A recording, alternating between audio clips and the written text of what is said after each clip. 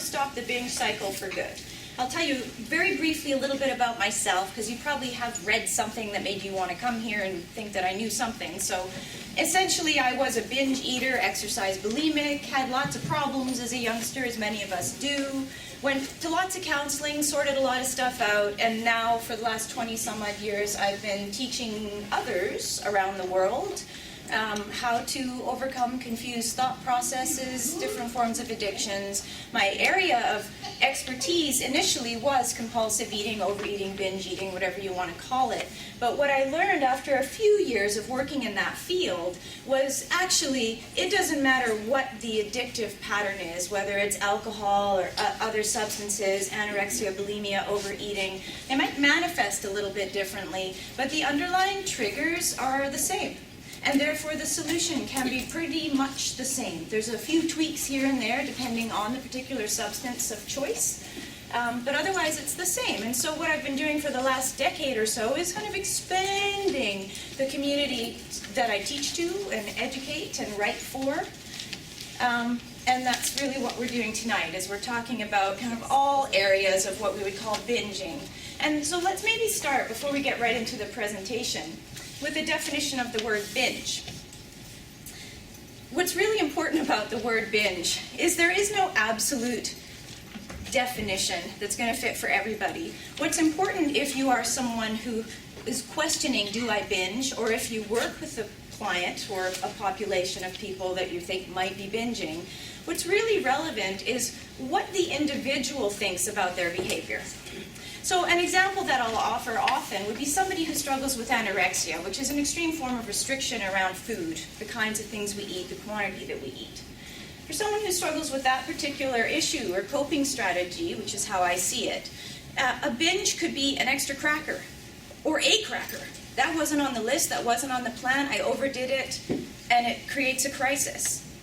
For someone like myself back in the day, a binge was a good couple of boxes of Kraft dinner and a few other things on top, and then keeping on going, anything to avoid being in the present moment and feel a feeling. So it really, we have to kind of detach from what is right or what is an accurate definition of a binge, and really respect what the individual is saying about what they feel, about what is right. And what we really want to be focusing on, and this is what we're going to talk about for the next hour and a half, is what makes us think that something is right or wrong or good or bad. What gets us into these very confused, harmful, irrational ways of handling life or coping with stress. So that's what you're here for. That's what we're going to do. Okay. So bear with me while I set the stage a little bit. And again, please do ask a question if anything's unclear. Otherwise, if you'll hold your questions to the end. Come on, let's go. Let me just make sure I didn't miss something. Nope, that's good. Okay, so we're going to start with some things that I believe, after 20 some odd years in this field, all the research that I've done, all the educating, writing I've done, people I've talked to, etc., are facts. You may disagree, and that's okay. I'd be happy to discuss that with you later, truly, and learn from you and vice versa. So if I'm engaging in a behavior, hello, welcome, come in, excuse us. No worries. If I'm engaging in a behavior that I know isn't good for me, and that I'd like to stop, but I'm doing it anyway, what that means is I'm feeling overwhelmed about something. Feeling really, really overwhelmed. Don't know what to do, don't know how to handle it. Somehow this harmful behavior that I'm engaging in and would like to change has become my default reaction. It's become the way that I respond to stress or feeling overwhelmed about something. And if I don't have any other way of handling that stress or overwhelmedness, frustration, pain, sadness, loneliness, whatever it is, I'm going to keep doing this thing, regardless of how much it bugs me, regardless of the consequences, how much I know I want to stop, or, yeah, that's, I guess, said enough. So that's really the key here, is that if I'm engaging in a behavior that is harmful to me and that I know I want to stop, I've got that. I mean, there's so many people out there who smoke, for example, who know on some level it's not good for them, would like to stop. But we understand there's two reasons why they continue to smoke. One, their body's addicted to nicotine, and they're used to this certain kind of the calming experience that the drug provides. They're also used to just the experience, the space that thinking about smoking, experiencing a smoke, lifting the smoke to the lips, those kinds of things. I hope nobody's trying to quit right here. Forget I said that.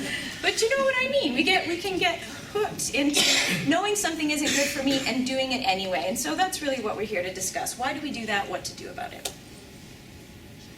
So if I really want to change this behavior and stop experiencing the feelings that are triggered by it, feelings of distress, anxiety, depression, feeling overwhelmed, I've got to learn to do a couple of things. There's kind of a step-by-step process, and that's really over the years, my own recovery and all the work that I've done, I've really kind of distilled it to these basic steps, regardless of what you're bringing in the door and what your concerns are. So I'm going to lay those out for you, and we're going to talk about how to attend to each one in as much detail as I can in an hour and a half. So the first step is notice when I'm triggered. Notice what's bugging me. Figure out what's bugging me to feel so overwhelmed. You'd be surprised, or maybe you wouldn't, how often just that one piece of figuring out what's really bugging me is such a challenge for people. And there's a good reason for that, and we'll talk about that in a moment. But if you haven't experienced any sort of addictive behavior or harmful coping strategy, you might not understand that it's possible to really not know what's triggering you or what's bugging you, but it so is. So we want to figure out what triggers me, why I'm reaching for this particular substance or person or situation. Maybe I'm on the internet a lot more than I think I should be or than is healthy for me. And I need to figure out what I can do to change that reaction so that my automatic trigger isn't to go for internet porn or eating that particular thing or having that glass of scotch. But it's something that's actually really going to help me to solve what's really going on for me. If I have a simple strategy, because if I don't have a simple strategy, every single time I start to feel that need for that coping strategy, whatever it is, I start to feel, I'm already overwhelmed. That's why I'm reaching for it in the first place. But then I start to feel even more overwhelmed because I don't know what to do, how to stop it, how to intervene. I don't understand why it's happening, and I don't even understand what's going on underneath, so I can't take care of that. And then it becomes this really vicious cycle. If I have a simple strategy, it's kind of plug and play. I just have to kind of fill in the blanks each time I notice certain cues. What becomes really helpful and obvious to me is that there's a theme. There are a couple of things that seem to be triggering me as a rule. And if I can see that there's some things I can start to do to resolve those things, not only do I not feel so overwhelmed overall, but it's much easier for me to get in between the stimulus, me feeling overwhelmed, or that thing that's not working happening, say having an argument with my boss or something like that, and my immediate reaction to it, which is to go for the bottle or the food or whatever it happens to be. And as I see myself starting to get in there and start to respond a little differently, even if it's a little slow at the start and it's just me having half a bottle to start with, not the whole one, or one hamburger, not two, what happens is I start to see myself being able to create some change in that automatic response and have a little space between the stimulus and my old harmful reaction to it, as I start to feel a greater sense of confidence. Oh my goodness, I can actually do something about this. For the most part, 99.9% of the time, if I'm defaulting into some harmful coping strategy that I know isn't good for me and I want to change but I still keep doing it, it's not just because I don't know why I'm doing it, but because I really don't think there's anything I can do to change it. I'm really stuck. So building that sense of confidence that I understand what's going on, even if I don't like it, it makes sense to me. And there's something else I can do to take care of what's really going on, to meet the needs that I really have, is fundamental. And that helps me to feel more confident in myself, which means that when I go out there in the world and interact with other people, I'm just a little bit more, or a little bit less overwhelmed, a little bit more confident, which means that the need for the coping strategy is a little bit less, and so on and so on. And that, as much as we like the overnight fix fantasy, that's the reality of change. Now, when I say a little bit, I don't mean it has to take years, but I haven't experienced spontaneous enlightenment I've been at it for a while, but things are much better, much, much better. I don't use the coping strategies I used to, and I feel more confident in myself despite the bad. So, when we engage in this process, what naturally happens is we lose the desire for the coping strategy. In essence, we really don't have a desire for it now. We have a kind of an addiction to it. It's a need for it, an urgency as opposed to a desire for it. But we kind of lose that natural connection, and we lose that need for that coping strategy, and it falls away. It might be hard to imagine if you're in that cycle, but it's actually true that when I work with people who are struggling with various forms of binging in the way I've described it, and frustration with those harmful coping strategies, there's very, very few minutes in our work together that are spent actually focusing on the coping strategy. And I have very few minutes that I need to spend with you to teach you what to do specifically about that. Because what naturally happens when we take care of this other piece we're talking about is you don't even think about that. It's just, why would you? It's kind of exciting, but hard to imagine when you're stuck in it. So just to recap, there's these 5 basic steps here that we need to do. I need to notice that I've been triggered. And again, I'm going to run through this in great detail, and you can all have the presentation too. So just observe. We're going to notice that we've been triggered, and there's certain cues that I'm going to invite you to look for. I'm going to teach you how to identify what's triggering you. Let's figure that out. What's really going on? Let's get just beneath this. I'm going to help you to figure out how to make sure that you're thinking clearly. In other words, you're not telling yourself all sorts of stories like one cracker is a binge, but that you start to notice what's reasonable, rational thinking versus what I call all or nothing, or extreme and limited thinking. Then we have to be able to identify possible solutions to what's really going on, and feel confident in our ability to take action to solve the problem. Each of these has potential roadblocks. If I'm trying to figure it out myself and I've got this stuck thinking in my head, if I asked you, if you struggle with any of the things I've been talking about so far, or used to, or know somebody who does, and I asked you, okay, let's do this one, you could probably come up with 10 different problems that you think you might encounter. How the heck am I going to do that? If I could figure this out, I wouldn't even be here. So we have to start with, okay, how do you notice? How do you learn to pay attention to what you're feeling when everything that you're doing right now is about immediately disconnecting from any feeling? Holy cow. That's kind of overwhelming. So we need to make that safe. And same with the rest of the list. So ultimately, if I have a simple plug and play, a simple step-by-step process that helps to keep me grounded, also helps me to understand what's going on, helps me to figure out what's triggering me and what I can do about it, and allows me to feel safe and start to build kind of trust in myself, that I can take care of myself, that I'm not going to force myself to do something that doesn't feel right. I'm not going to accept situations or circumstances or agree to things that don't really feel right and honoring of me. Then I can start to relax. I don't need to feel so anxious or insecure or stressed. I don't have to prepare for every possible eventuality that comes my way. I'm a lot less overwhelmed as I go through my day, and again, those coping strategies can fall away. What that is, when I trust myself to think clearly and to not agree to anything that doesn't feel right to me, and I trust myself to be able to meet my needs respectfully, with consideration for others, but consideration for me as well, that's the definition of good self-esteem. So if I don't have that, that doesn't mean I have no self-esteem, but it's a little shaky. And to the extent that my self-esteem is shaky, or to the extent that I doubt myself to be able to think clearly and be respectfully assertive about what I need and not commit to things that don't work for me, if I don't trust any of those pieces well and feel solid in that, I'm going to feel anxious. The less I trust that with certain people or certain situations, the more anxious I'm going to be, and the more I'm naturally going to need those coping strategies, of whatever they might be. We'll talk about that in a moment. So, starting with point 1, noticing when you've been triggered. Nobody's put their hand up yet. Can you hear me okay? Is that what I'm going to get from that? It's okay and not going too fast? Okay, so I'm going to go over here. I haven't visited over here yet. I'm sorry, I'm trying to, help with the camera. Okay, so notice when you've been tricked. No, I'm going to. So you see the part that I bolded? I'm getting better with PowerPoint, but still kind of.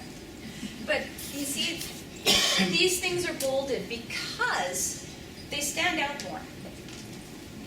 The reality is, thoughts are hard to notice, unless you're meditating, and then that's all you notice. Do you ever notice that? That's all you notice. But really, feelings, we can notice, for the most part, if I'm just starting to work with somebody, if I ask them to kind of talk about what they're feeling, which I wouldn't, but if they were to try and describe an emotion, the reality is most of the folks who are using coping strategies like the ones we've mentioned so far, like the ones on this list here, would have a hard time identifying what they're feeling. They could potentially identify that they're stressed, but not always.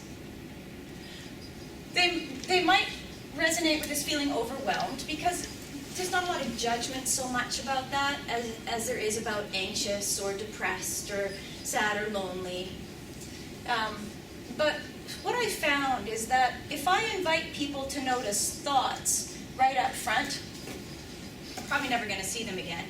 And they're not going to be able to. It's too much to ask because they're too subtle. But this we're going to notice if I stop and look for it. If I ask myself to notice if I'm drinking or wanting to drink, or eating or wanting to eat and I'm not hungry, or I'm getting really ticked off at somebody, or I'm really giving myself a hard time, or I'm spending money I don't have, or I've watched TV for 8 hours today. Those are things, if I was willing just to stop and ask myself, have I done that at all in the last little while, I'd notice that. I probably wouldn't right away notice if I'm thinking something about myself. So if we want to start helping somebody to notice when we're being triggered, we start with the things that are most obvious, the things that bug us the most and stand out the most. So we would ask somebody to notice, how's the drinking today? We have to make it safe for them to notice. So how we make it safe for people to notice how the drinking is today or what we've been eating is we say, I don't need to know how much. I don't care how much. What I want to know is when you notice that you're having something to drink or you notice that you're having something to eat, what I want to know is that first off, you're going to say to yourself, I'm using my coping strategy right now, and that means I'm feeling overwhelmed about something. In other words, what I want to start you off with is empathy. Because what's really neat about empathy, understanding, is that as soon as you have understanding for why you or someone else does what they do, guess what? You automatically have this other very precious piece of the puzzle, which is compassion. So if you're giving yourself a hard time, if you're so ticked off with yourself, it's because you don't understand why you're doing it and you're feeling overwhelmed about it. As soon as you start to be able to see, oh my God, every time my boss calls me into his office, I want to go to the staff room and grab a muffin. Okay, there's a link there. Now I can start to see, okay, maybe I need to figure out what it is that I'm telling myself. What am I imagining? What's going to happen when my boss calls me into the office? It makes me feel so anxious or overwhelmed. I want to take a detour through the staff room first. We'll get to that in a minute. Come on, there we go. So here's something else. This is really crucial. I know that there's kind of cross purposes in the room. Some of you are here for your own interests personally. Some of you are here because you professionally support people who struggle with these issues.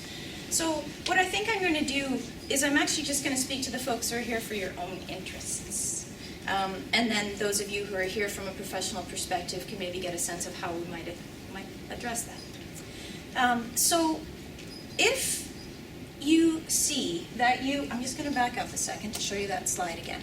So looking under that urge to react, if you are invited in your first homework piece with me to just notice, stop a couple times a day and just notice if since the last time you stopped and noticed, you've done any of those things. Any of these things. And if you have, to just, first of all, remind yourself, I only do this because I'm overwhelmed. I'm on it. I'm working on it. I'm not going to give myself a hard time, as best you can. That's important. If I ask you to notice that, and then ask yourself, moving forward here, what's going on? What will most often happen if I don't add this extra little bit here, almost, well, good 50+% of the time, the next time I speak to someone, they'll say, nothing's going on. Nothing's going on. It's just about the drinking. It's just about the food. And in about 2 minutes, I can just ask them a question, and we can see very quickly, the two of us together, oh, right, my boss called me into his office. That's why I had the muffin. Again, we have to appreciate that if I'm using coping strategies like food or alcohol or any of the things on that list, what that means is I've really perfected the art of disconnecting from what I'm feeling. That's what it's all about. So we can't expect you, if you're trying to just start to get a handle on this, to be aware of what you're feeling. Again, if you invite yourself to notice, are you feeling peaceful or not, you'll probably be able to notice you're not. But that might be as far as your awareness goes. Don't worry, it comes really quickly, and not in a harsh way. We're made to be aware. We're supposed to operate on a level of awareness about what we're feeling. And naturally, when we notice we have an emotion, ask ourselves what that means about what we need. If we're struggling with these harmful coping strategies, somewhere along the line, that got shut down. It wasn't safe for us to be aware of what we were feeling or to even have a need. I know back in the day for me, when I was binging up a storm 24/7, chronic food, body image, focus, the thought of having a need was shameful. It was shameful. And of course that's ridiculous. We all have needs. It's appropriate to have them. And being able to identify what your needs are and come up with appropriate, rational, reasonable, healthy ways of meeting those needs is fundamental for healthy self-esteem, happiness in relationship and everything. But those of us who use those harmful coping strategies, we've been taught something else. Or we've kind of made up a story in our mind about something else. It can be a little bit of both. Anyway, so what we want to do when we notice that we've been triggered is we want to ask ourselves what might be going on, but we want to wait 3 full seconds. And it's really important. You'd be surprised how hard it is when we've already kicked into that knee-jerk, I want the muffin, I can visualize it in the staff room. It's really hard initially to wait those 3 seconds. But just inviting someone to notice that is very helpful because it's creating awareness of how urgent the need is and how instinctive it is and how much resistance there is. And that right there helps us to have more empathy for ourselves. And remember, if I have understanding, I have compassion. And if I'm a little bit more soft towards myself, a little bit more gentle, then it makes it safer for me to start to notice what's going on and to work on it. So it's important to wait those few seconds for the reason I just mentioned, which is at the very least it creates awareness of how much I don't want to wait 3 seconds. Or what it allows me to do if I can wait 3 seconds is it allows me to kick out of the knee-jerk instinctive reaction to protect myself from whatever harm I imagine is coming and start to connect with my prefrontal cortex, which is the adult part of my brain. It doesn't develop until I'm in my late teens, early 20s, but it's the part that's capable of the reasonable, rational thought. It can think big picture. It's capable of this really amazing thought, which is, the world does not revolve around me. As kids, we don't think that. The instinctive brain, the autonomic nervous system, everything that's going on is about me. Somehow it's about me. I did it, or you're doing it to me, or whatever it is. The prefrontal cortex, that adult brain, which takes a few seconds to kick out of, but we can get faster. That's what this process is about, is teaching people how to think naturally from here. But that prefrontal cortex is capable of thinking in terms of everything that happens is not about me. I am not the fault of or responsible for everything that you feel, think, want, need. Even if you tell me I am, even if you think that I'm doing something to you, that doesn't make it true. For many people who struggle with these coping strategies, that's a foreign concept, a dirty thought, in fact, or a scary one to imagine, but also a little bit exciting. We just don't know how to get there on our own. Because it truly is a 180-degree shift from how we're thinking when we're engaging in these harmful coping strategies, which is the world is way too much for me, too overwhelming, there's nothing I can do about it. I'm so sensitive and reactive to everything. You just sighed, oh my God, what did I do? You're not smiling at me, oh my goodness, that means I must have done something wrong. How can I make you happy? It's so stressful. Just leaving the front door is stressful. So no wonder when we get home at the end of the day that we have a need to decompress with our coping strategies. In other words, it's a good thing to wait 3 seconds if we can. We learn a lot about it, about ourselves. But I want you to just play around for a moment. If you're one of those folks out there who's ever engaged in any of those coping strategies that were on that list, and I'm going to show you that list again in a bit, or you're doing it now, just play around for a moment. You don't have to say it out loud, just in your mind, or write it down for yourself. It'll be helpful for you to remember. Why wouldn't you wait?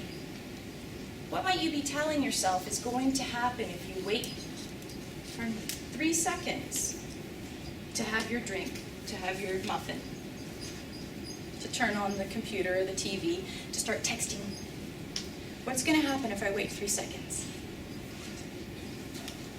Two things, well, there's probably a whole whack of them, but 2 very common themes arise. One, I'm going to start to feel something. That doesn't feel safe. I don't want to go there. 2, I might not want it anymore. If I start thinking clearly, I might not want the muffin. And what's ironic about that is if that's what we want. We want to not want the muffin. But the irony is that the part of my brain that's thinking muffin, muffin, muffin, muffin, muffin in the moment is the irrational, instinctive part of my brain. It can only imagine 2 outcomes. Remember, it's all or nothing. It imagines me having the muffin, or not having the muffin, but wanting it. You know, the white knuckle, you know? And so either way, there's no point. There's no point. Either it's going to be awkward, I'm going to feel all these feelings and not have the muffin. I'm going to end up caving and having a muffin at some point in my life anyway, so I may as well have it now. Or I'm going to feel feelings which are going to suck, which are going to make me want the muffin anyway. So as long as I am stuck in that part of my brain, I'm having the muffin. I'm having the muffin. But that's why I wouldn't wait, is because I'm not thinking clearly. Remember, if I am thinking about drinking to solve a problem with my boss, I'm not thinking clearly. How, if I'm thinking reasonably, is having a bottle of scotch tonight going to help me with my boss tomorrow? Maybe I'll quit. Maybe, but really. So I'm not thinking clearly, and that's one of the first things we have to help people to appreciate, really to see. Again, empathy leads to compassion. So this awareness that we're trying to create and help people to create helps us to understand why we do what we do, which naturally helps us to be a little more gentle with ourselves, which gives us the space to create the change. So once you become aware that something's bugging you, the steps are always the same. I laid them out for you before, 1, 2, 3, 4, 5, but here they are again. So I'm going to acknowledge that I'm feeling overwhelmed about something. Something's triggered me. I'm going to take a moment to figure out what it might be. I'm going to make sure I'm seeing it clearly. In other words, I'm going to practice rational, reasonable thinking, or at least invite myself to think about it. I'm going to look for other possible solutions, alternatives. How else could it go, rather than the, oh my God, my boss has asked me into the office because he's going to fire me. He didn't like how I handled it. Oh my God. How else could it go? What else could be true? And what is it I need in order to feel peaceful? And then I'm going to take action to meet my needs. That's what we're working towards. Once we're able to do this, understand this cycle, and this becomes our default when something starts to feel overwhelming or unsettling, again, that coping strategy, schmoping strategy, we're just not, it just doesn't occur to us. We're not in, we don't need it. We're coming from a very different place. I can handle life is how we start to think, not I can't. I just said that.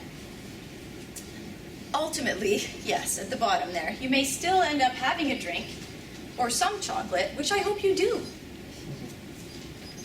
That's part of life, right, is enjoying things. But the balance is the key, isn't it? When we don't trust ourselves to have balance or be reasonable, we feel overwhelmed, and we often ricochet between overdoing and restricting.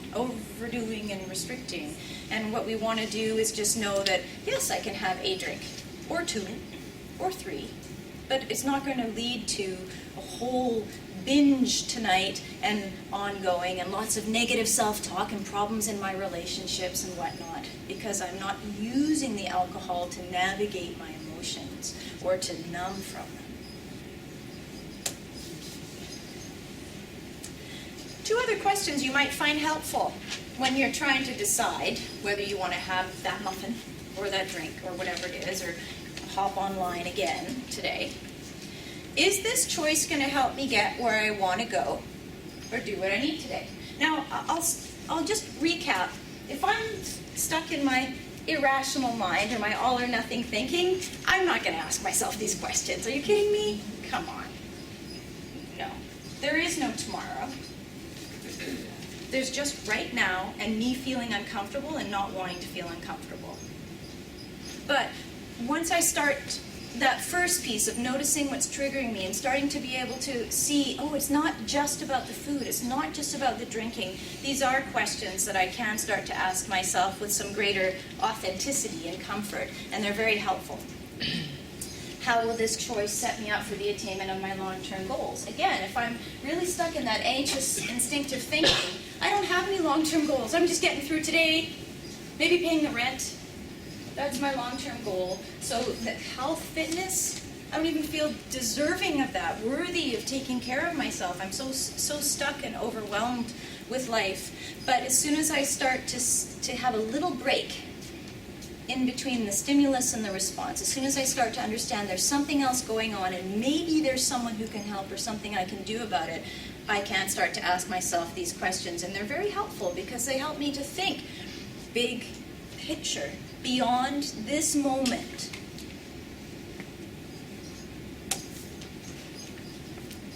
Okay, so if we follow those steps, and we're going to go over them again in a different way. When you're thinking about eating, you get to be able to trust yourself to make choices that are truly good for you in this moment and the next. You kind of have a nice solid foundation. Again, I don't need to plan for every eventuality because I trust myself to figure it out. I have a kind of a step-by-step process for reasoning about what makes sense. You don't have to answer this question, but I want you to answer it for yourself if you're willing. How are you feeling in this moment? If you had to use one of 4 words, you don't put any feeling word you want, but the 4 basic human feelings are mad, glad, sad, and scared. Oftentimes we're feeling a combination of a couple of those. But just notice, just observe. How am I feeling in this moment as this woman is talking and telling me this stuff and the fan is going and various things are happening? Just notice.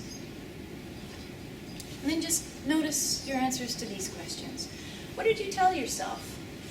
If in fact you thought about it while I was talking about it, what did you tell yourself was going to happen if you waited 3 seconds? Or if down the road when you wanted that drink or that something to eat, or you were desperate to not eat, or to phone that person, or to have that muffin, what was going to happen if you waited 3 seconds? Just make a note of it. What was going to happen? And as I've laid out those steps to you, notice the trigger, what's really going on. What's coming up in your brain as I'm laying those out for you? What might you be telling yourself is going to happen or not happen if you experiment with those steps? As a clinician, what are you telling yourself is going to happen if you try to offer them to clients? Again, I'm not asking you to answer me. If we had more time, I sure as heck would. But right now, if you just Make a note for yourself. And just notice, what are those thoughts about waiting those 3 seconds or those steps and what's going to happen or not going to happen? What do they make you want to do or make you not want to do? Again, just notice. This is helpful data for the rest of our time together tonight. So we're going to segue a little bit into talking a bit about the brain. We've been talking about processes that are a part of the brain. And now I want to talk with you just a little bit about the brain. And this section is called Exploring Your Assumptions, because I'm guaranteeing you that if you made some notes about some of the things you were telling yourself, probably some of the things you were telling yourself were assumptions. You were making guesses, right? Of course you had to be. You haven't actually done those things yet. So you're assuming what's going to happen. And based on what you're telling yourself is going to happen, you did, whether you noticed it or not, had a feeling. You had an emotional response. If you were telling yourself, oh, eureka, steps, I can follow these steps. Oh, thank goodness, I can change my life. You were feeling relieved, a little lighter, a little more hopeful, some expectancy. If you told yourself, oh my God, I don't understand, or how am I supposed to do this, or I can't wait 3 seconds, what the hell is this woman talking about? You were feeling anxious and distressed. But the reality is you haven't done any of those things yet, have you? You're drawing on past experience, projecting that past experience into the future, and cementing an outcome for yourself. And that outcome gets cemented through the emotional reaction we have. If I'm imagining going into my boss's office, through the coffee room after my muffin, I'm going into my boss's office, but the story that I've told myself is, he's going to be mad. It's not going to go well. I'm probably going to lose my job. I'm going to be feeling anxious, unless I really want to lose my job, in which case I'd be pretty happy probably, or wouldn't even bother going. But chances are I'm going to be feeling quite anxious. But the point is, I'm still making assumptions. I really don't know what's going to happen. I have no idea. But if I'm someone who uses those coping strategies, what naturally happens is twofold. One, I default into making these harsh assumptions, worst case scenario, all or nothing assumptions, and I don't trust myself to think rationally and handle things in the moment. So just anything coming up is stressful. So what you see here is we've got sensory data plus memory equals our default reaction. What we're talking about in the brain is a combination between 2 key parts. And this is generalizing. I know many of you are psychology students and things like that, so cut me some slack here for the sake of time. Really, we're dealing with 2 key components here in this default reaction or instinctive reaction. We're dealing with our autonomic nervous system, and we're dealing with the amygdala. And the amygdala is the part of the brain that kind of houses our memories. In order for something to become memory, we have to experience it or imagine it. We can read it in a book, for example, or watch it on TV. We don't have to live it personally.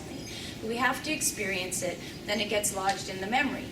If something gets formed kind of in our memory with an emotion, particularly a painful one, an icky one, maybe we get kind of shamed or bullied or neglected, or we ask for something and someone makes fun of us or something like that, we're going to establish a very strong memory. It feels traumatic to us. It's painful to us. And our brain is hardwired to go for pleasure and avoid pain.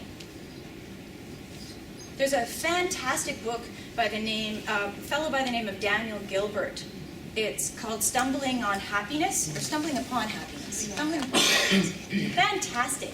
If you haven't read it yet and you're the slightest bit interested in yourself, read the book. It's phenomenal. And he's really an interesting writer. It's not dry, but he does such a great job of presenting fantastic material about what is known about neuroscience and the brain and human behavior. And ultimately, the conclusion that science is coming to is exactly what I said. The brain is hardwired to seek pleasure.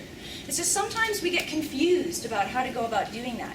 And sometimes we get kind of some confused sensory data and memory where a particular person or a thing or a situation, so going to talk to a person in a position of power may have, when we were a young person, have been truly traumatic. been very scary if we had teachers or coaches or parents or even siblings who were looking after us who were sometimes not all that rational and balanced. That can be very stressful. So we have this natural link now between someone in a position of power and being asked to go and speak to them, and bad things are going to happen. So if I don't understand that I've got this confused thought, I'm telling myself a story from my past that the only thing that can happen when my boss wants to see me is that he's pissed off and bad things are going to happen. Naturally, if I don't understand that, I can't do anything to intervene and to reassure myself or offer myself other possibilities, look for other ways of handling the situation. I'm either going to go in there all anxious and maybe make things worse. At the very least, I'm making it worse for myself. Or I'm going to run away and cause another problem for myself. What we see through the arrows here is that I have incoming sensory data, what I see, etc., etc. That naturally triggers thought, instinct, immediately. Oh, this sensory data, the last time I saw this, felt this, tasted this, touched this, this happened. And that instantly creates a thought, and that thought instantly creates an emotional reaction. And you probably know this, but emotional reactions are they're chemical reactions, right? The emotions aren't good, bad, right, or wrong. They're just a release of chemicals into the body based on what the sensory data and our thoughts are presenting. So if I'm feeling down, what that means is that I've taken in some data and I've had a thought, oh crap, my dopamine levels have sunk, my cortisol levels have started to rise, and I experience that as sadness, loneliness, depression, anxiety, depending on the ratio of the dopamine fall and the cortisol rise. If I'm feeling euphoric or excited or passionate, it's the same thing. My senses have taken in certain data. My thoughts have told me a little story about that. And the chemistry has started to flow in my body. Woohoo! What I want to make sure as I'm riding this chemistry data roller coaster is that what I'm thinking and telling myself is accurate as it can be. Otherwise, what I'm doing is just, I don't know what I'm doing. I'm doing a number on myself. And that's what we're doing when we're using these harmful coping strategies, is we're getting stuck in this loop. So sensory data, what I take in, plus what my amygdala has stored as the last time we experienced this, or the most powerful time we experienced this, this is what happened. This is where we get into trouble. Right there, no problem. That's actually really great. We want our senses to take in data, and we want our memory to say, hey, just be on the lookout for this. But where we get into trouble is that then we default into an assumption. The last time the data was this happened, that means that's what's going to happen again. And that, in a nutshell, is the loop that people who are struggling with these harmful coping strategies are stuck in. That I don't realize that just because my senses are saying this and my memory is saying, oh yeah, this is what happened last time, or the last time somebody told me they loved me, they dumped me the next day. If I'm not aware that that's kind of where my head's hanging out, and that therefore when my sweetheart tells me he loves me, I'm, instead of thinking, woohoo, yeah, I'm thinking, oh God, screw you. I don't want to see you anymore, or run screaming from the room, right? If I don't understand that connection, my behavior isn't going to make sense to me. It's also going to be probably perceived as extreme by anyone around me, which creates problems in my relationships with myself and others. So I need to be able to get in there and understand, okay, so senses have picked up this, instincts are telling me this. Does that make sense, given what is happening now in this moment? And that is what allows me to change my default reaction.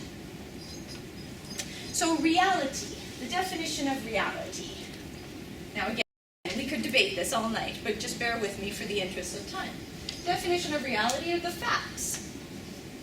Not your perspective, not my perspective, but the facts. Some things in the world we do not yet have facts about, so we can't say for sure they are real and true.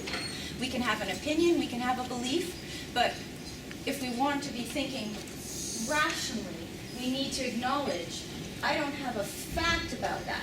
So my boss is asked to see me. That's what I can say for certain. That's all I can say for certain. Everything else is speculation. Everything else is assumption. A nice way to kind of assess, am I in reality, am I focused on the facts, is what would everyone agree has been shared? Now I know it's sometimes hard to reach consensus, but if we're all sticking to the facts, we often do come pretty close to consensus. It's when we start to interpret the facts. No, she meant this. Then things get a little wonky. Assumptions are simply the blanks that my brain filled in based on sensory data and memory loop. And that's what we want to stop. So again, you don't have to answer these questions, but just notice. What were your answers to the questions that I asked you a moment ago? Remember the ones about what's going to happen if I wait 3 seconds, what's going to happen if I try these steps, or not going to happen, how's it going to go? If you're honest with yourself, you probably made some assumptions. And if you asked yourself, okay, why did I make that assumption? I didn't have any data to do with this woman and this presentation, this material, this exercise. Your answer would be, oh, because this kind of reminded me of that thing. Or the last time I tried to stop drinking, this is what happened. Or the last time I went to talk to my boss, this is what happened. Now again, we want to learn from our experiences, but we want to stop ourselves from automatically defaulting into the worst case scenario, or allowing our assumptions to rule us and drive our emotions, which drives our behavior.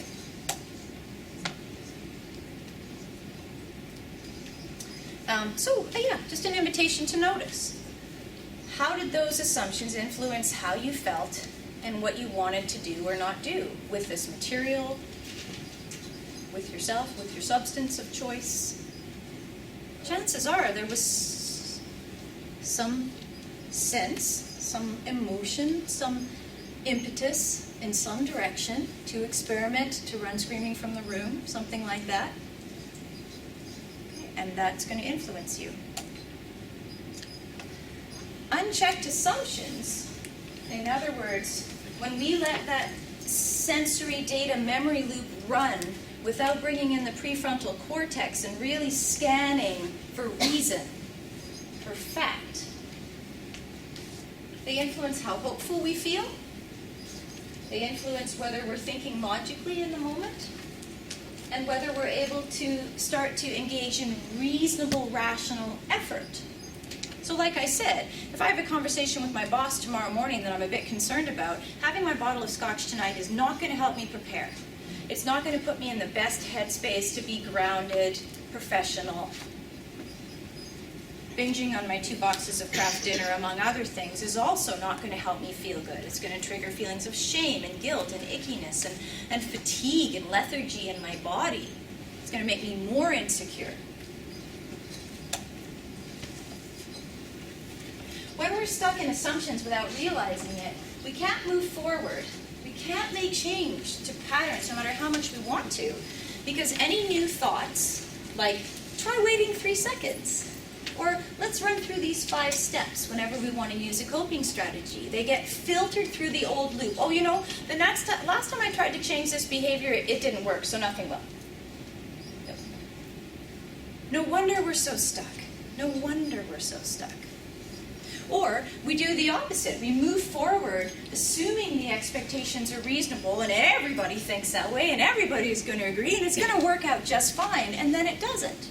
And that doesn't mean that we don't have any success or things don't go well at all. But if we're really stuck in that rigid all or nothing thinking, things aren't going to go exactly as we want them to, very likely. And that can be perceived as a failure. See, I told you so. Shouldn't have bothered. So we saw this before. It's not different, but I'm bringing it back up because I like it. It's a nice way of seeing what's going on. So let's see what we've been talking about. We've been talking You know, when I first brought it up and I said these are the most obvious things, these are the things, these here will stand out, plus feelings of anxiety and overwhelmedness often, or kind of rage and annoyance might stand out. But often, again, we've been taught to really tune out to that. So, as I was saying before, this is what will stand out most, and we have such a tendency as human beings to focus on the most obvious things, the things that stand out. That's why the name of my book is Food is Not the Problem.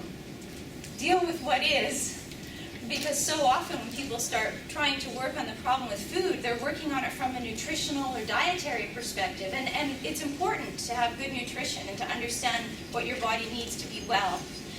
But if you're using food to cope in the way we've talked about, eating more than you're hungry for, not allowing yourself to eat when you are hungry, stressing about it a lot, that isn't about nutrition at all.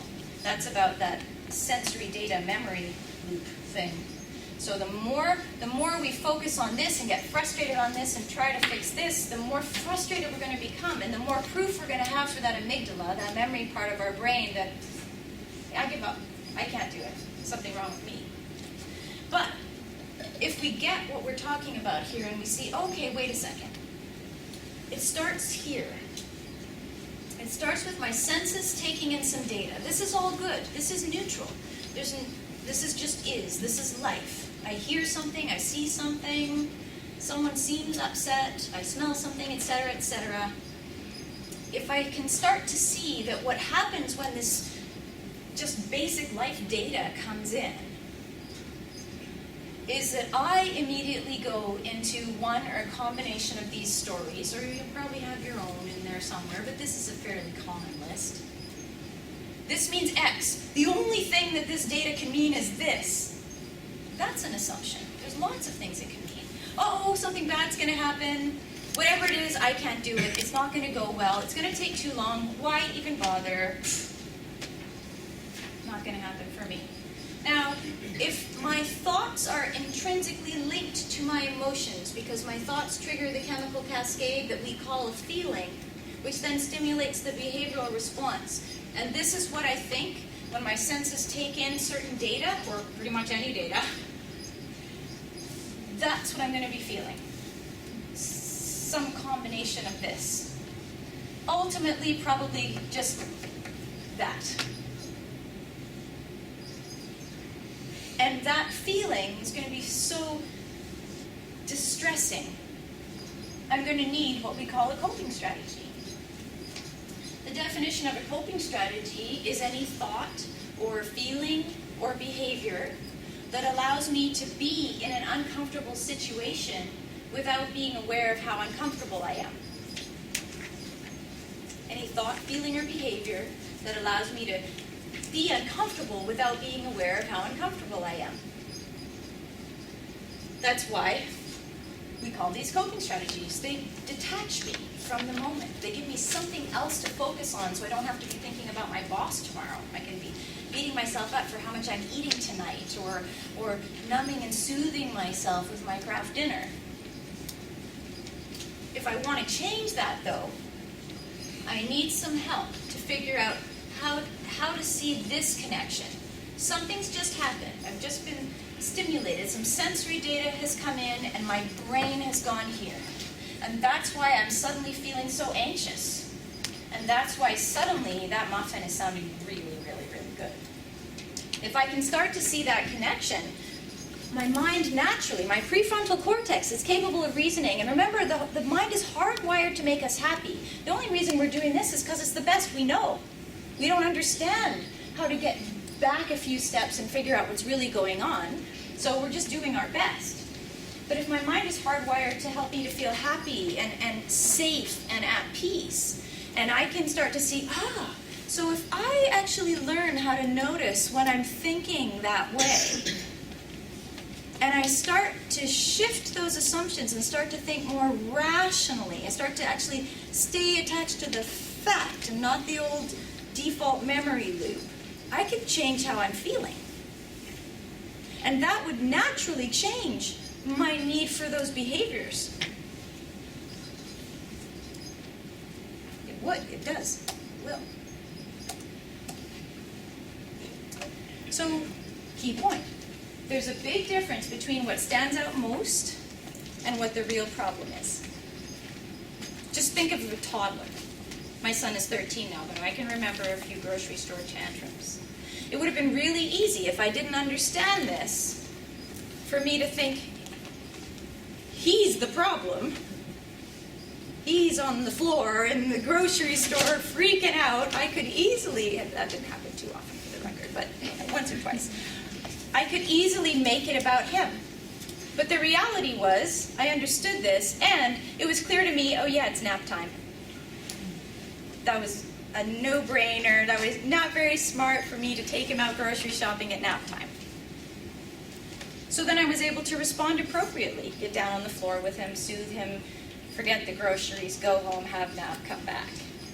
You may have handled it differently, and I'm sure there's many different ways you could have handled that, but if I had been focused on, same with the binging behavior back in the day, what stood out to me was how much I had eaten last night, and how gross and fat and disgusting I was that morning, and how I had nothing to wear, and blah, blah, blah, blah, blah, blah, blah, blah, blah, and on and on and on.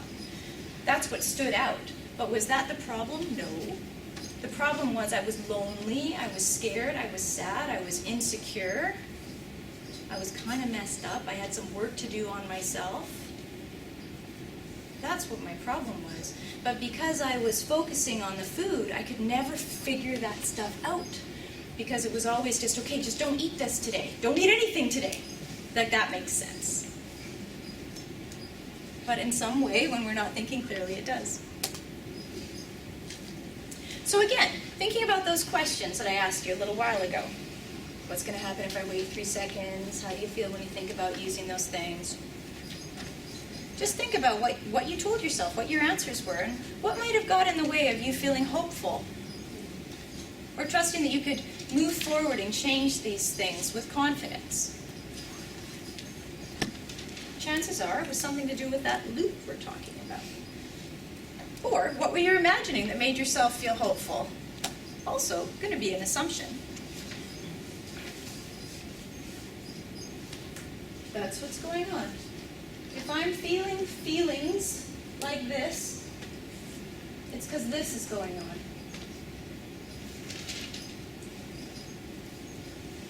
Does that make sense? If I'm feeling sad, hurt, well, having said that, of course, I can feel hurt because I cut my finger, and I can feel sad because my dad died. Of course I can. But it's the connection to this. If I'm feeling this and wanting to binge, that's going on. So now I can start to think, okay, right. My boss has called me into the office. I started thinking about having that muffin, but I know that I'm only thinking about eating when I'm not hungry because that's how I respond to stress. So what am I telling myself is going to happen that's making me feel stressed? Now I'm cooking. Oh yeah, he's going to get ticked off about this, or he's going to ask me about that. Oh boy, I'm not prepared for that. Or, oh, actually, I've completed the project well. I've done a good job. I feel very confident that I've handled this situation really well. So if my boss has a problem, it's his problem, not mine. I like that thought. If in fact that's true. If you have done your job well. So, assumptions. They're beliefs or stories that we've been told or that we've created for ourselves to explain circumstances. You could also use the word superstition. Magical thinking, it's the same thing. Oh, I said that already. They're akin to superstitions. Once we understand that we can be driven by these unconscious superstitions or these assumptions, that these can drive our behavior and our emotions and feel so real and really take over our life, we can prioritize the identification of those assumptions, and we can start to learn how to respond to them or how to change that default reaction in our brain rather than letting it just run us. So the purpose of our assumptions, really, the purpose of that amygdala instinctive brain loop is so that we don't have to learn every single time we experience something, right? It's so that we gather data, so that we learn, which is important. But as it says at the bottom here, it's not bad to have that assumption thing happening. But if we don't understand the other half of the equation, that's when things go sideways. So the assumptions, that default memory loop where the sensory data comes in, the memory says, ooh, last time we experienced this, this is what happened. That's the first half of thought. It's not all there is. If I'm using harmful coping strategies, that's all I'm doing for the most part. But the other half is reason. Thinking rationally, based on facts, influenced by the present day, the present moment. That was my dad 40 years ago. Who's in front of me now? What's different about him? What's different about me? If I'm defaulting into those old coping strategies, I'm not thinking that way. It's just person in position of power, OMG. That sounds really scary, really overwhelming. But if I'm able to say, okay, sensory data, memory are telling me this, so I'm going to pay attention to that. I'm not going to ignore it, but I'm going to just say, okay, but what else? What else do I know? What's actually going on right now? Or what am I imagining might be coming up in the future? And what might be different from this automatic default story? You have to be able to learn to incorporate the lived experience of your adult self. Every day is a new day, right?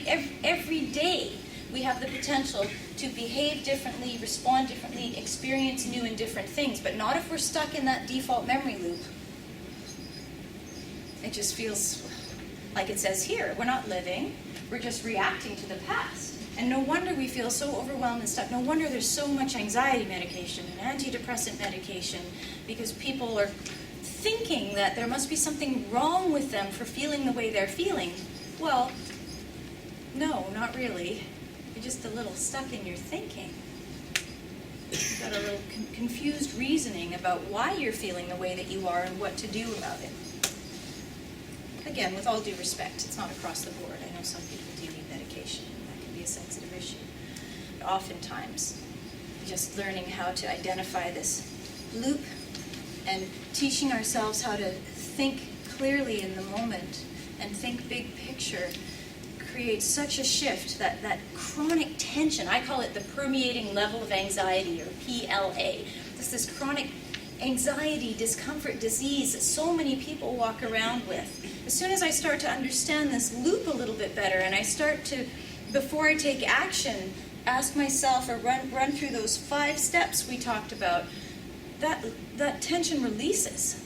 I may have been having that feeling in the pit of my stomach for decades, but it can start to relax and go when I'm no longer living from this place of bad things are going to happen. It's just a matter of time and there's nothing I can do about it. Which is what I'm doing if I'm using any of those coping strategies. As I was just saying, when we don't trust ourselves to think clearly, or we don't trust our worth in relation to other people, we don't trust our perspective on things, inevitably we're going to feel chronically anxious, unsettled, and insecure.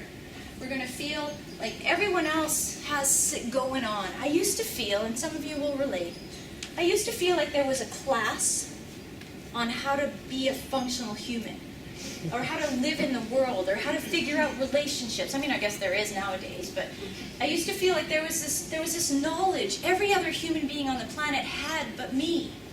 Because it seemed like everybody else knew what they were doing, and I didn't have a clue.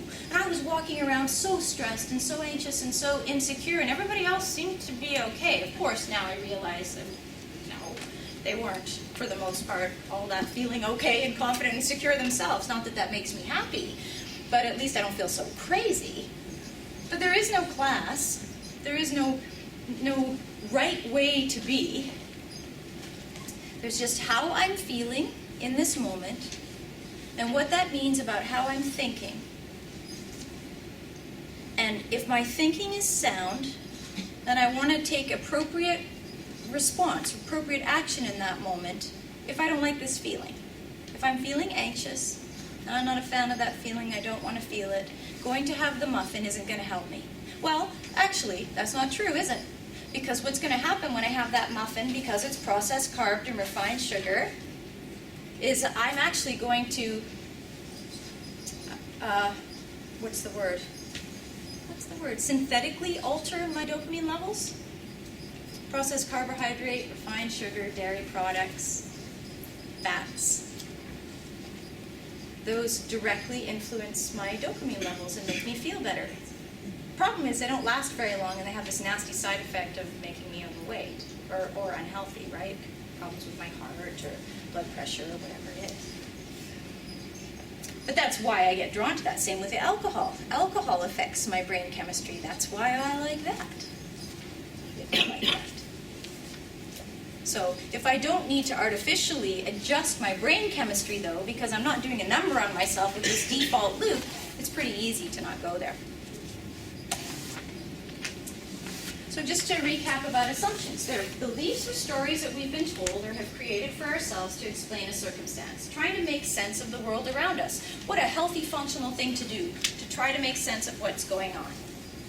That's all right. But if I'm not aware that it's just an assumption, and I start telling myself it's a fact, that's where things can get a little bit difficult. If my assumptions are making me feel overwhelmed or behave in certain ways that aren't serving me, I have to start doing something different. This is what I need to do, these steps. I need to notice, and I'll bring up that list again in a moment. I need to notice that I'm engaging in one of those coping behaviors. I invite people to just pick one. You might have, and I sure as heck did, feel like all of those fit. That's certain points or many of them fit, like the shopping and the TV and the isolation and the avoidance and the codependence and occasionally the raging and then the binging and occasionally the drinking and other, oh my goodness. The list can get long. It can get a bit overwhelming to be on the lookout for all of those things. So if you want to play around with these tools, I would invite you to just pick one. I'm going to be on the lookout for any time I'm eating when I'm not hungry, or not allowing myself to eat when I am hungry, or procrastinating on doing something that I know is good for me, or drinking more than I'm comfortable with, or one of those. Or I don't want to be on the internet so much I notice I'm doing that. I just want you to notice. Another thing that can be good to be on the lookout for is that niggly PLA feeling I talked about. Because even if we're not really all that in touch with our feelings, if we stop, wait 3 seconds, we'll notice that. So those would be kind of the simpler things to find. Remember, we want to make it easy. Once I'm able to figure out this process of these steps, I can easily and readily apply it across the board. So I don't have to do it all at once. Hone the skill with one particular piece, say the food, the feeling of anxiety, isolating, whatever it is, and then you'll naturally start to apply that basic strategy for thinking clearly and problem solving throughout your life. So I'm going to notice, say that I'm wanting that muffin. I'm going to say, hey, I'm wanting that muffin. I know I'm not hungry. That means I'm overwhelmed about something. What just happened? Or what was I just thinking? I'm going to help myself to become aware. If you want to experiment with this and you're tired of those coping strategies, get out a pen and paper and write your answers down. Don't let yourself do it in your head because of what we're talking about. We have this default memory loop. This part of your brain is much more powerful right now if you're engaging in those behaviors than this prefrontal cortex. Or I'll say it's such a default right now. The prefrontal cortex is much more powerful actually than this. And we can start to really kind of trust ourselves and feel solid in ourselves quite quickly when we trust that we're thinking clearly. But if we leave it in our head, inevitably things go a little bit sideways. This is 20 some odd years of experience speaking. And then once we've identified what's triggering us and then what we're thinking about or what we're telling ourselves about it, we want to invite ourselves to engage the prefrontal cortex and say what else could be true? How else could it go? What else could happen? Why else could my boss want to see me other than that he's going to fire me? Then I want to do one or all of the next 3 things. I want to offer myself some reassurance. I might need to gather some information. So let's say I've identified an alternative, which is, I bet he wants to talk to me about that particular project because I was supposed to get back to him today about that. Okay? So maybe what I need to do is just page him and say, should I bring the file for so-and-so? That's a good way to gather information. And if he says, no, just get in here, muffin, now. now. Gotta go, see you later. But chances are he'll say, yeah, great idea. Or actually, no, bring this instead, right? And then I'm going to be feeling a little more calm, a little more grounded going in. So often, if we've got that default loop going on, we don't ask questions, we don't gather data. We've already assumed we know what's going on. What do I need to ask a question about? The sky is falling. I don't need to know more. But in reality, if I just figure out, okay, what I'm thinking, what I'm telling myself, how else could it go? Explore those alternatives. That's going to help me to realize, okay, in order for me to be able to take action on any of those alternatives or make one of those alternatives a reality for me, I might need a little bit of information, and then that helps me move forward. And the reassurance is me to me. You're okay. Oh, sorry, hang on. I think I set my timer. That is, I'm going to turn that off. Let me move on here a little. So I'm just going to break these down in a little more detail. So step one again, looking for indicators that let you know something's not feeling good to you, aka notice you've been triggered. These are some things you might be on the look for.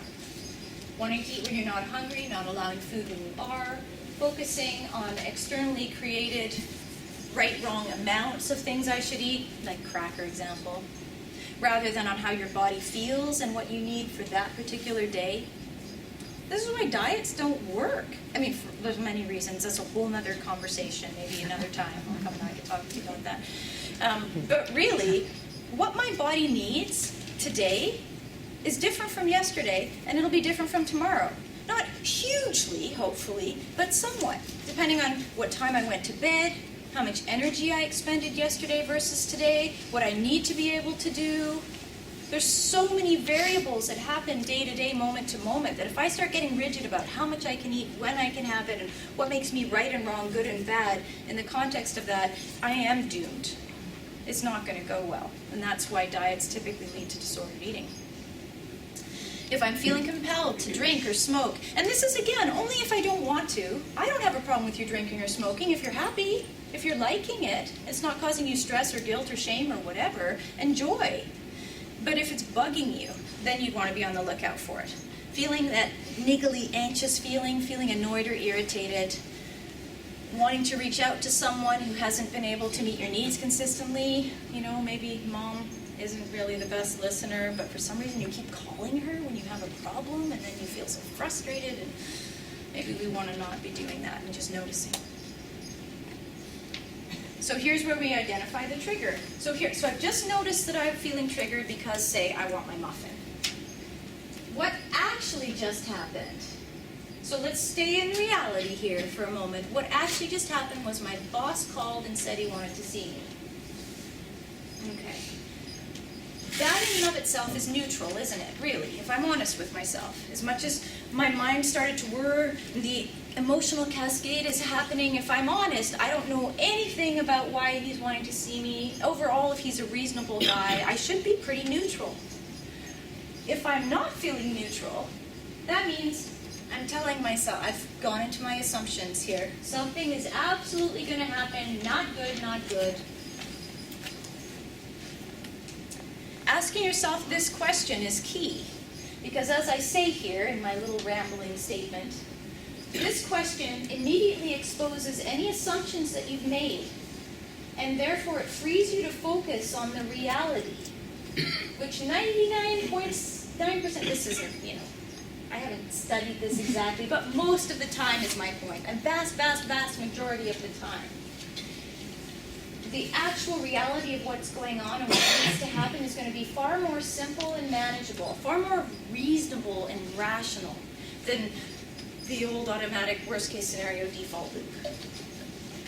So just inviting yourself to be aware, I've told myself this terrible thing is going to happen, but I don't have all the data for that, is going to help you to feel at least a little more relaxed. And imagine if we've been talking to each other for a few weeks, and each day you've been practicing these steps a few times, and so you've seen, say, 20 times out of 20 that what you were worst-case scenario telling yourself wasn't even close to what happened. You're going to start a new memory loop. The more you get it out of your head and onto paper and talk about it, that memory loop gets faster. So the more that you allow yourself to see, oh, I felt this way just now and I wanted to go have that muffin because I made this assumption, the more clearly you see that connection, the easier it is for you to not bother with the muffin and to not even bother with the anxiety because you don't default into the assumption anymore. Engage the rational brain. This is the alternative possibility step. What else could happen? These are just different ways you could ask this question. Please don't think you have to ask yourself all of these questions. Pick one. Our brains work differently from each other. There are some commonalities, as you'll note from our conversation, but certain language will feel like more of a fit for you than it will for someone else. But we're all getting at the same point here. How else could I explain this? What else could happen? How else might it go? I love this one, frankly. What would I most like to see happen? Even if it feels so far-fetched and unreasonable for how I feel about myself and where I'm at in life right now, what would I really like to see happen if I was honest with myself? And what, if anything, even in the recesses of my mind, could I do to create the likelihood of that? Wow, that's a very empowering thought. What would I like to see happen, and what, if anything, could I do? What inevitably happens if I'm still using food or alcohol to cope and I start asking myself this question is I have this immediate clash in my brain of the prefrontal cortex saying, wow, I could do this, this, this. And then the old instinctive brain saying, no, you can't. That's not safe. That's different. We have to stick with what we know. Stick with what we know. No, it's not going to go well. You're going to fail. Remember that default loop there, right? Not going to go. It's not going to be worth your time. But again, if we just notice, oh yeah, I'm feeling anxious again. That means I have to ask myself what I just told myself. What assumptions, I just assumed I couldn't possibly have what I want. Where did that come from? Why do I have that assumption? What's the reality? What are the facts? I might not have had what I wanted in the past, but why was that? Is that because I'm not worthy or smart enough or capable enough? Or is it because A, I had a rough start, and B, I was buying into all of these baloney stories? Probably that one. I'm an optimist. And for a reason. Life has taught me that, okay, if you think positively, good things will happen. Sometimes bad things happen no matter how fantastic a human being you are. But there is almost always a way to make lemonade. And if you don't take it personally, and you don't assume that what's happening is about you and something wrong with you and buy into those old default settings, you can move through things a lot more gracefully, a lot more easily, with a lot less pain and suffering, and you don't add insult to injury by drinking your face off or binging or whatever it is. So step 4 has 3 pieces, as you'll remember. There's the reassurance and the information and then the action. And again, you don't have to do all of these. It's just they're kind of all part of the same package. So it might be enough, and often it is, once you get used to this process, to just offer yourself the reassurance. Oh, my thinking just went sideways. I'm sure it'll be okay. Because you've seen time and time again that's exactly how it goes. You can trust that now. But sometimes, again, there is some action you need to take. And sometimes you'll notice you're feeling a little bit nervous or a little bit scared about it. And you never want to force yourself to move forward, as it says here. I am not a fan of the feel if you're do it anyway theory of life. I believe a gentle challenge to ourselves is important. But I think if I'm feeling afraid of something, there's a reason. And it could be that my thinking is all sideways, but if I don't listen to that and I don't figure out why I'm feeling unsettled, and I just ignore it and force myself to move forward, what have I done?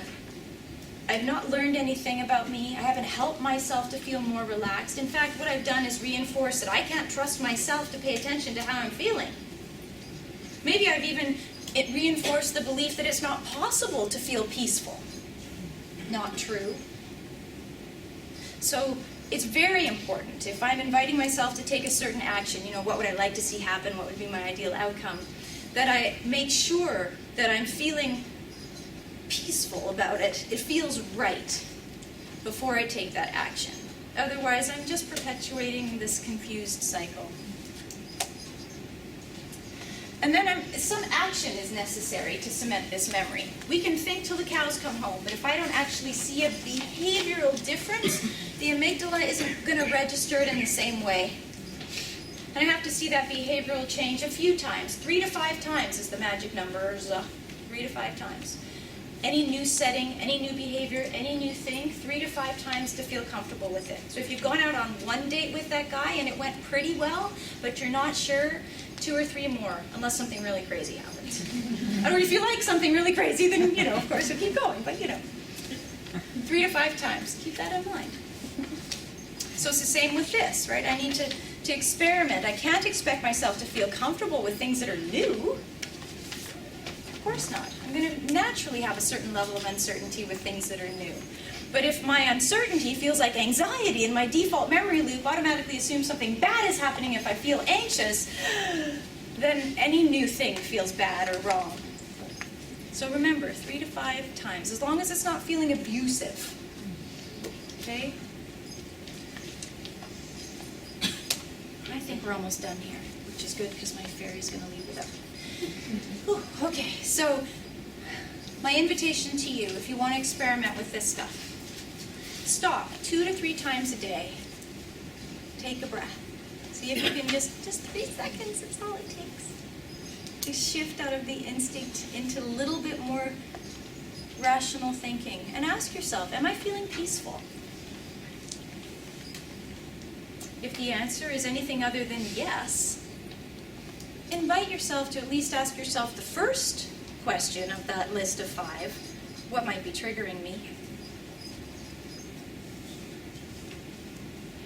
What was I thinking about it? That would be my invitation to you. If you really want to move through this process quickly, ask yourself all 5, 2 to 3 times a day. You'll be amazed how quickly things start to click. And if you are feeling peaceful, celebrate, acknowledge it. Whoa, this Michelle person asked me to check in, and I thought I was going to be anxious all the time, but I notice I'm feeling kind of relaxed right now. Create a memory loop around that, folks. What are you doing? What are you doing? Even if you're at home in the bath, even if you're at home watching TV, note it. This is something that helps me to feel peaceful. Okay? It's important to know there are things that help you to feel peaceful, or people, or spaces, or places. We identify the trigger. What just happened? What might I have been thinking about that triggered that default assumption cascade? What actually happened versus any assumptions I might be making. This is kind of where the shift starts to happen, is when I start to ask myself with sincerity the difference between what I assumed versus what actually happened. If I'm noticing I'm feeling resistant to that, it just means I've gone into my all or nothing thinking. There's no point. I'm never going to be able to get it. It's going to be too hard. Going to take too long. Oh, I've tried that before. Okay. Just notice that. How else could things go? Here's that list again. You've seen it before. And again, if you've signed up for the PowerPoint, you're going to get it. So in the interest of time, I'm moving on. Create new options. How would I like to see things go? What's my desired outcome? What's important about that? Why would I like to see that? That's kind of a neat question.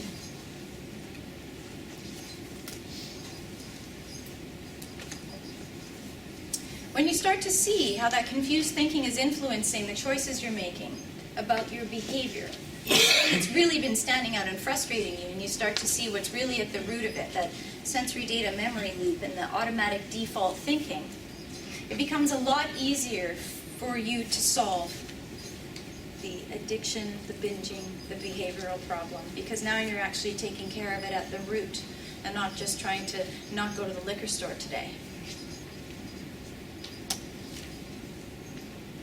The world is your oyster. This is how it looks. Same data coming in, but I don't make assumptions. I stay neutral. Or if I do start to make a little assumption, I notice it. I notice the niggly feeling that tells me something's not feeling right. And instead of going, oh crap, I say, oh, what's going on? What do I know for certain? And what information might I need from myself?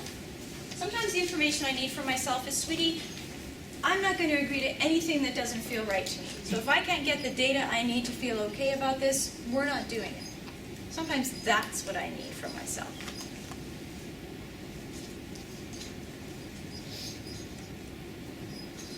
Just about done here.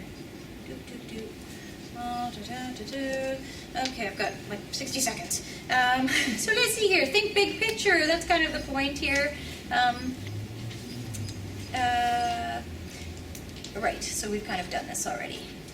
Okay, I think we're going to stop there. If you notice that certain aspects of this presentation were moderately repetitive, there's a reason for that. That 3 to 5 thing I was talking about. They also say that in a PowerPoint presentation, you shouldn't try to present more than 3 concepts. I've never been able to stick to that, I'll tell you that, as you notice right now. But I really wanted to reinforce these key pieces. They are really crucial. We could have talked about we could be here for a whole weekend and have so much fun and learn so much together. But for an hour and a half, I really wanted to stay focused on these key pieces that you see up there and kind of fill them out a little bit about how they influence us, what gets in the way of us doing what we know we really want to do for ourselves. I'll leave my cards here if anybody would like to take one. Who has that list? Okay. It hasn't been to the side of the room. Oh no! Oh no! The PowerPoint Okay. sign up, it needs to get over on this side. Thanks. Can I leave it with you? Okay, so I'm going to, Lita will take care of the list, which means it might be a few days before it gets to me. So if you don't get your PowerPoint until next week, you will get it as long as your name's on that list, okay? And I have to be rude and pack up. Thank you very much for listening.